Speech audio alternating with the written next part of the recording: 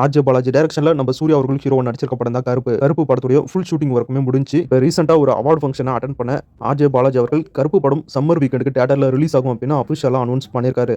Actor Karunas அவர்களுடைய பையன் கெனி தனுஷ் நடிப்புல ரிலீஸ் ஆன அசுரன் படத்திலும் வாத்தி படத்திலும் இவர் முக்கியமான ஒரு கேரக்டர்ல நடிச்சிருந்தாரு. இப்ப ஆக்டர் கெனியே ஒரு புது படத்தை டைரக்ஷன் பண்ணி அந்த படத்துல ஹீரோவாவும் நடிச்சிருக்காரு. இந்த படத்துக்கு யூத் அப்படிங்கிற டைட்டில வச்சிருக்காங்க. இந்த படம் மார்ச் 19 தியேட்டர்ல ரிலீஸ் ஆகும் அப்படின்னு அபிஷியலா அனௌன்ஸ் பண்ணியிருக்காங்க மூவி டீம்.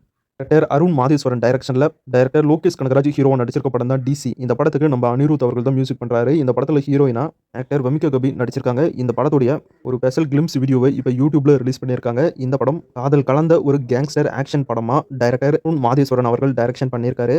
கூடிய சீக்கிரம் இந்த படத்துடைய அபிஷியல் ரிலீஸ் டேட்டை நம்ம எதிர்பார்க்கலாம். இப்போ இந்த கிளிம்ஸ் வீடியோ யூடியூப்ல அவைலபிளா இருக்கு. செக் பண்ணி பாருங்க. ஸ்கார்பெட் அப்படிங்கிற ஒரு Hollywood web series March 11 Amazon பிரைம்ல ரிலீஸ் பண்றதா அபிஷியலா அனௌன்ஸ் பண்ணியிருக்காங்க.